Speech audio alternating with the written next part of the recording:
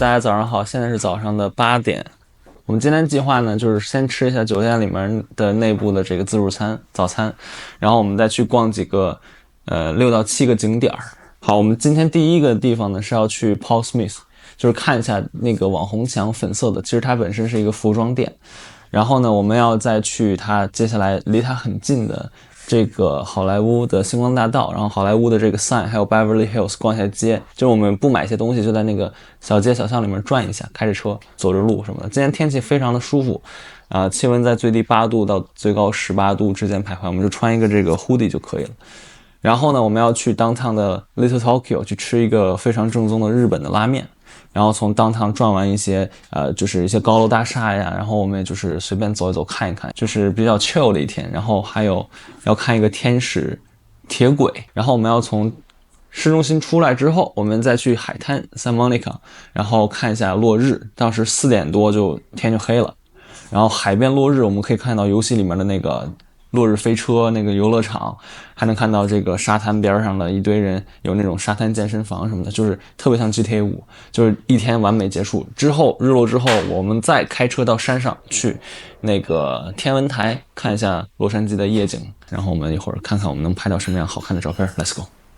今天一天要去7个景点，究极特种兵。我们从酒店开车就用了5分钟就到这儿了。这个叫 Paul Smith， 它其实是在比弗利山庄的一个很核心的一个位置，就是网红打卡点。这个洛杉矶的一个服装店，它本质上是一个商店。10点钟要开门，现在还没有开门，有很多人来这个墙这儿打卡。这个就是洛杉矶 LA 一个潮流的一个标志。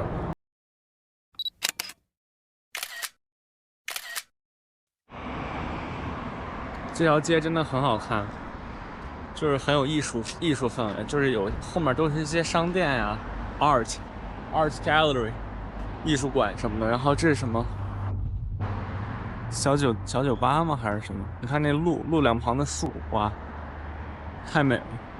这天也太蓝了吧，跟游戏里一样。我们走了，上车。现在开车在一条小路上，这个是上山直接去 Hollywood Sign。我们第一次来这块，然后觉得路两旁的建筑就很有当地的这个加州的风格，就是那种像用土做的，又是那种黄沙的那种风格，然后很多的棕榈树。我们现在要上山去拍些照片。上山中。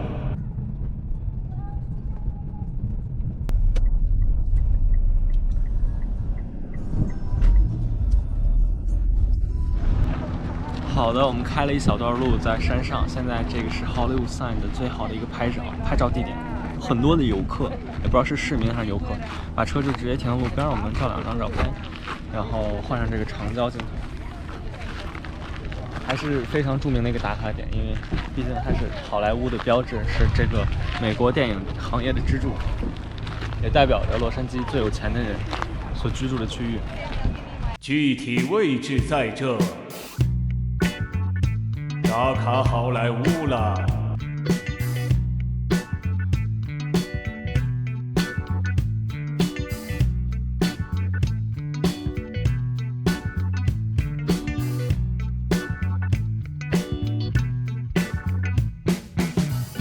Later， 从好莱坞标志打卡处出来，直奔星光大道。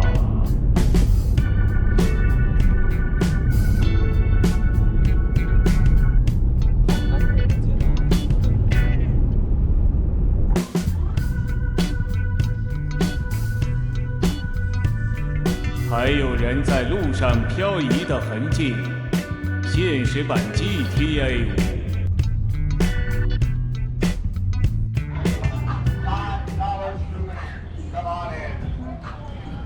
好，我们现在在这个好莱坞的星光大道，非常的红火啊，有摆地摊的。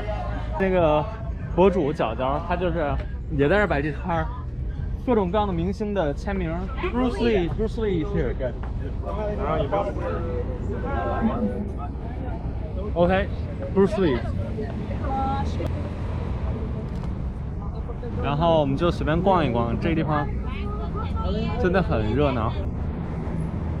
可以买些东西啊。在正前方的呢，就是著名的洛杉矶中国剧院了。这个曾经在我小时候所玩过的《侠盗猎车手》和 GTA 5等等各种游戏曾经屡次出现过的经典建筑出现在眼前，感到特别的激动。它不仅是好莱坞星光大道的起点，在上世纪40年代的时候，奥斯卡的金像奖也在里面颁发，以及很多好莱坞的电影首映也都在此处举行。它前面的小广场的地面上有各路明星大腕的签名和手印、脚印的纪念，可以说是世界范围内都鲜有的独特遗产。这是斯皮尔伯格的签字，他导演的是《拯救大兵瑞恩》，史蒂文·斯皮尔伯格吗？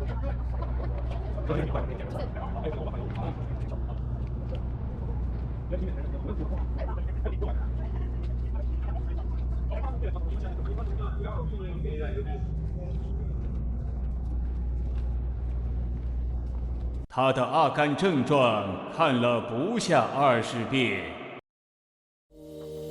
那么差不多这就是洛杉矶的好莱坞星光大道了。除了中国剧院门口的签名和手印以外，外面的路边人行道上真的是一排排的星星和明星的名字。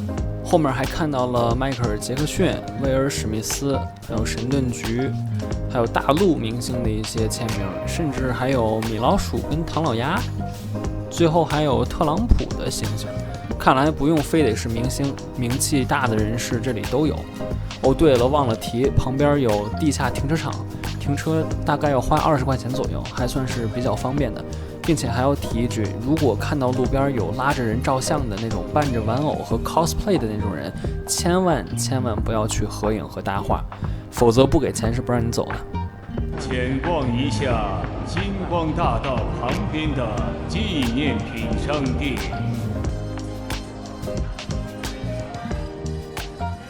哇，还有个电话车里啊！我靠！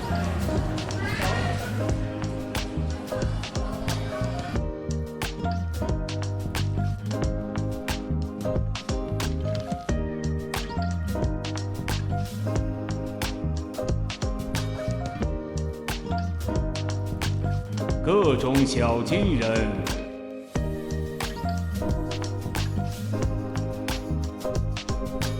开车出发去市中心了。接下来路边的这个其貌不扬的建筑，其实也是我一直以来想要打卡的一个建筑。其实它是一个很著名的地方，名字叫做首都唱片大楼。可能很多人对它一点也不熟悉，但是它出现在各种电影和游戏里面。从小玩山恩地类斯的时候，也经常会路过它。后来在这个游戏 GTA 5里面也有，可惜我路上呢没有拍到。然后当时拍那个电影《全民超人汉考克》的时候，汉考克把那个车直接扎到那个楼的楼顶的台阶上。OK， 现在我们再一次开车出发，这一路外面全都是超漂亮的棕榈树，很高很高长，然后很像椰子树。然后呢，我们是从好莱坞的星光大道出来，开车25分钟左右要去downtown的日本城小东京 Little Tokyo 去吃一个日料或者是乌冬面或者拉面，什么都可以，去了找。我们第一次进到白天的这个洛杉矶的市中心，然后就是在这个好莱坞星光大道，我觉得还是要去。那个街不是特别的长，然后你能看到那么多历史名人，那么多的这个明星啊影星的这个他们的记忆，他们的手印、脚印还有签字，就是留在那里。曾经就是像时空密接者，不是时空穿越，就是有一种他在那儿你也来了的感觉，就我不知道怎么来表述这个感觉，就是非常的有意思。好，anyways，前面正前方就是市中心的这个洛杉矶的这个街景，然后我们到了小东京之后，再看看那块是什么样子，然后给大家看一下 ，Let's go。现在我们到了这个日本民俗村啊，这一个步行街，把车停路边还可以，停车位不是很紧张，可以付母语表。这就是各种日本的东西，然后小吃啊，然后酒吧呀，非常热闹。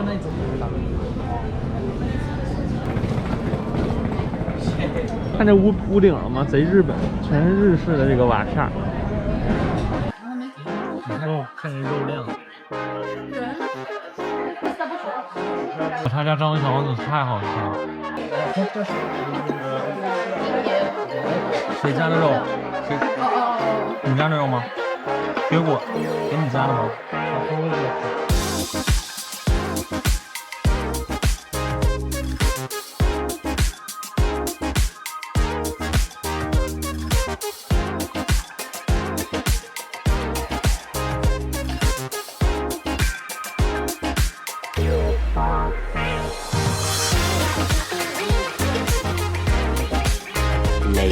？Last Bookstore 跟那个 Angels Flight Railway 是3分钟的车程，对，很近的。然后我们在downtown这个附近，就是来看一些人文的一些地方。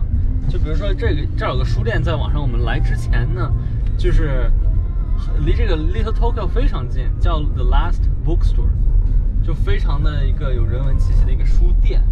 然后我们看别的博主来过这儿，就是内部很好看。之后从这儿出发，我们再去看那个天使铁路，哎，就都很近，这些地方都非常近，但停车好像不是很方便。这块的这个交通状况非常的堪忧。好，我们右拐，然后今天下午的安排呢，就是看完这些东西之后，再开车去 Santa Monica 看日落。看完日落之后呢，我们再去 Beverly Hills 的富人区的商圈再逛一逛。今天的这个没有走太多路，给明天节省一些体力。The last bookstore is right here， 就在右边。哎，到喽。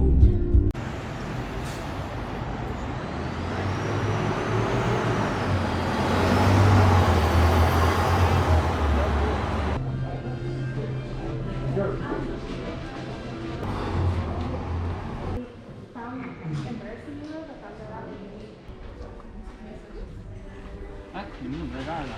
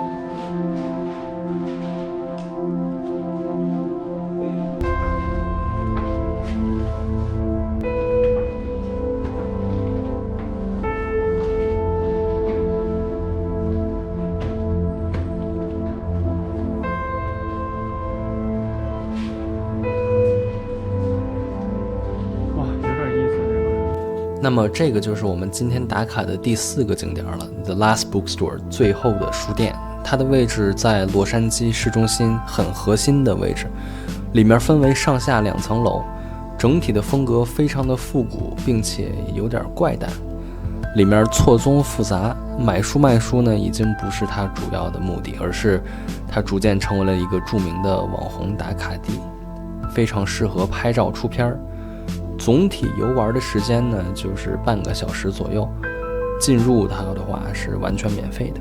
这里有用书搭成的隧道，用书垒起来的门洞，还有特别多有意思的小角落、小房间、小道具和各种装饰。因为离天使铁路特别近，所以如果是来看接下来的天使铁路的话呢，就很建议把这个书店也一起打卡。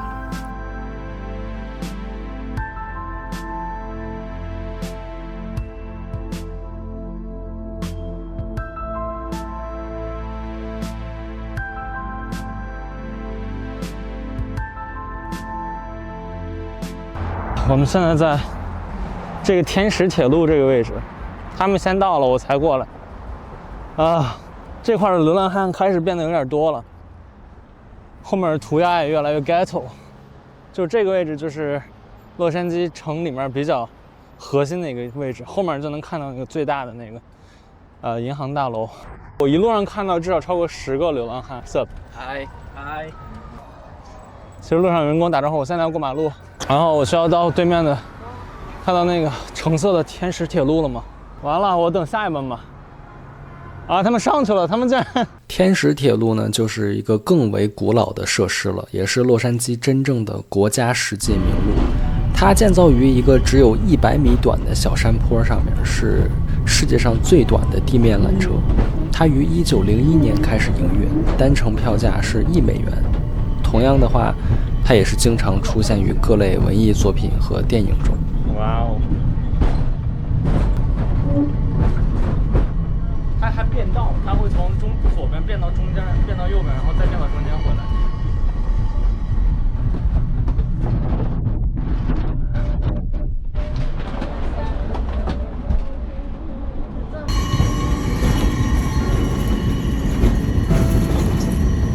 小火车，关键他们俩会变道，知道吗？你看它，它变道。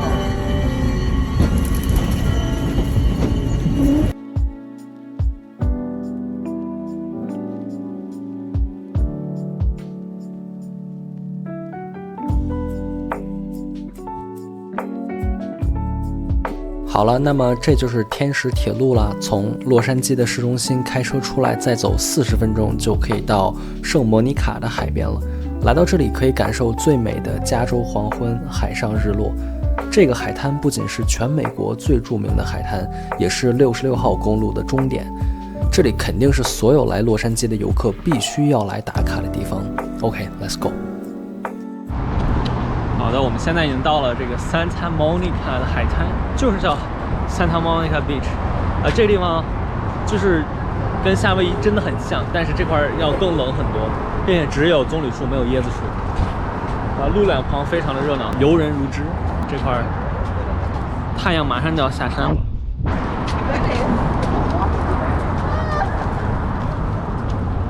这块的海滩是朝西方的，就是太平洋。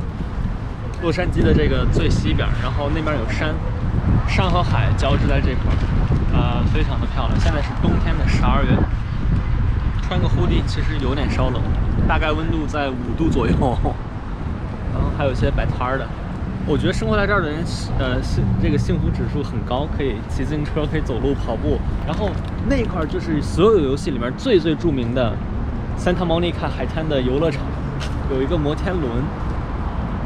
然后，哇哦，这就是游戏。原来这个沙滩真的这么大。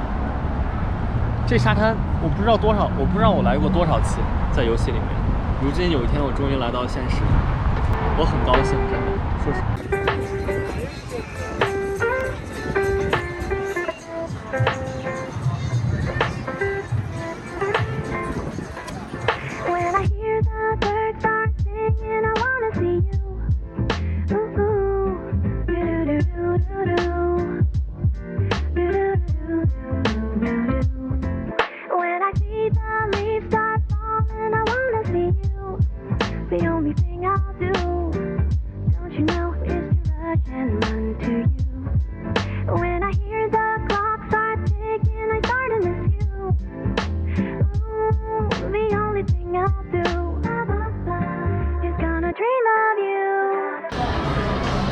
我们现在趁着日落时分，终于坐上了这个 Santa Monica 海滩上游乐园的摩天轮。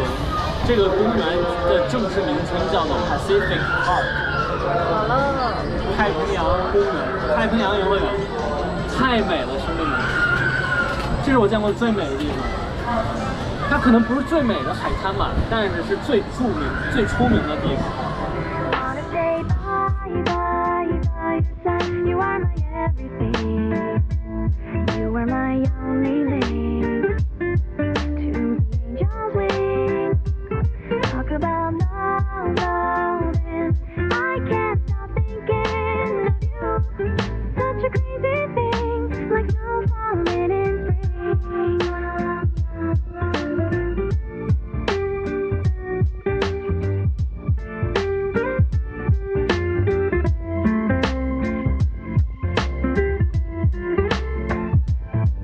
Every morning when I hear the birds start 好了，那么这就是圣莫尼卡海滩了。时间紧迫，没有在海滩沿岸多逛一逛、吃一吃、看一看沙滩健身房。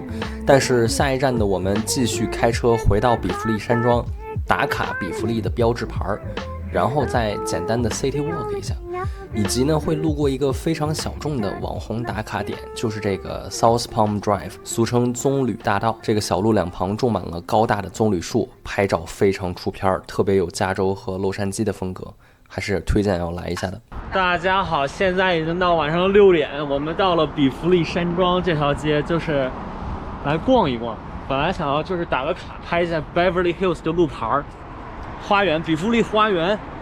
但是现在真的好冷，我不明白天气预报上为什么写着这儿的温度现在是12度，明明就是我们体感完全就是5度、3、5度，然后我们太冷了，实在是有点瑟瑟发抖了，我们已经逛不下去了。然后我们再找它最繁华的那个大道，然后去最繁华的那个 intersection 拍一些照片。看一下，我这个片区还是挺大的。走路的话，白天可以在这儿逛街、吃饭，然后应该是夏天的时候应该最舒服了。现在实在太冷了，受不了。白天这儿应该是车水马龙，并且这儿的地特别干净，给人印象就是这个商圈就跟多伦多的市中心的 Bloor Street 差不多，就是卖一些奢侈品啊什么的，露天的。之前就是这个地方就很出门，就各种名人啊，还有网红都会来这儿。比如说会有人会在街上采访别人。你是做什么工作的？你为什么开这么好的车？就是诸如此类视频都会在这儿拍，街头采访呀，还有一些活动啊、电视节目都会有。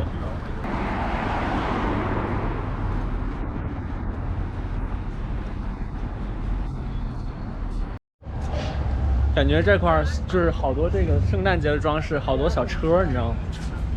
就摆着这个红色的、蓝色的圣诞节的这种小车，然后。就是说什么呢？在这个位置，就感觉所有的，就是说这些店吧，不是说买不到，多伦多都有这些店，他们这儿可能会更大，然后更 fancy 一些，没有什么太大的区别。然后店铺会更大、更漂亮一些。比如说，你看这不是 YSL 吗？多伦多 Yorkdale 的就比这个小1/3差不多。这块就可能供的货呢就更全一些。更多一些。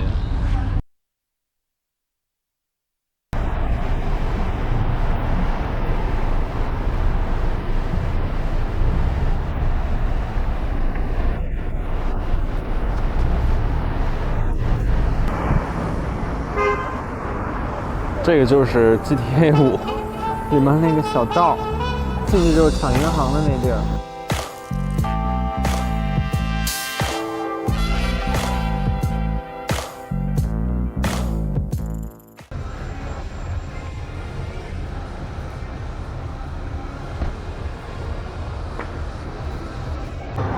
有点太漂亮了吧，这块大晚上的比白天还要美，我们真是来对时候了，感觉。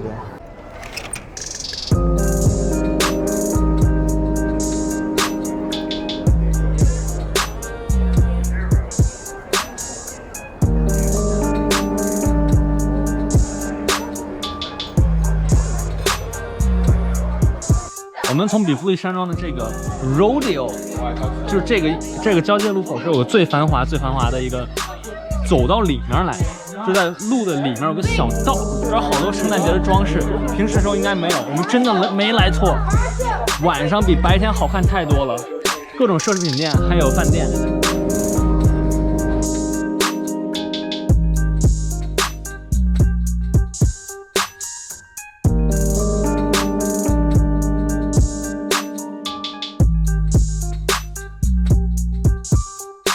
逛完比弗利山庄之后，去旁边的 Westfield 商场吃个饭。他们这儿洛杉矶的这个mall2楼这儿是露天的，超好看，超漂亮，全是灯，就不怕下雨，不怕刮风那种的，然后很暖和。就是楼底下是mall，然后上面是一层吃饭的，然后特别漂亮，跟夏威夷的完全一样，因为他们这儿暖和，就不怕冷。这个就是一个中式中国餐厅，但是它你看弄得跟酒吧似的，弄得跟国外的东西似的，各种吃的，然后楼底下是逛街的东西。好了，我们看一下排队要排多长时间。梅州东坡的话，我在北京我记得他们家是有烤鸭吃，并且有东坡肘子肉，就是苏东坡苏式肘子肉。那么最后的话就是顺势来一下著名的格里菲斯天文台，又是一个经典的景点，可以俯瞰洛杉矶的整个市中心的夜景。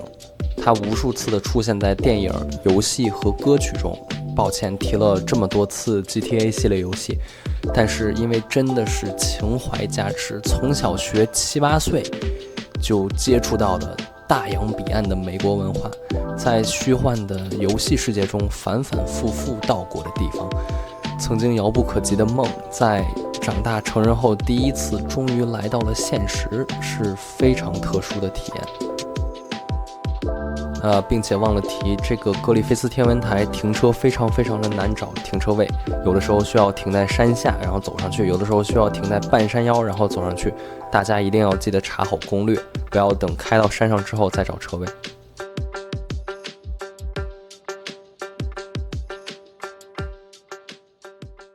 在天文的盘旋到漫步，凭 LA 夜景的版图。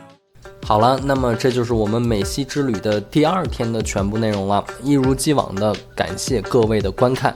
今天打卡了差不多8个景点，但是路线理得很顺，希望这期的内容能够给要去洛杉矶的朋友们一个参考，但是不要过于特种兵，可以效仿，但是要量力而行。第3天呢，我们将用1整天的时间玩好莱坞的环球影城，这也是我人生中第一次去环球影城游玩。我会以最详细的第一视角告诉大家每个项目的体验、路线和地图攻略，怎样能够在1天之内最大化的体验到所有的内容。洛杉矶的环球影城有全世界独一无二的 Studio Tour， 也就是好莱坞的片场之旅。下期和之后6天的内容非常精彩，一定不要错过。欢迎各位订阅我们的频道，我们下期不见不散，拜拜。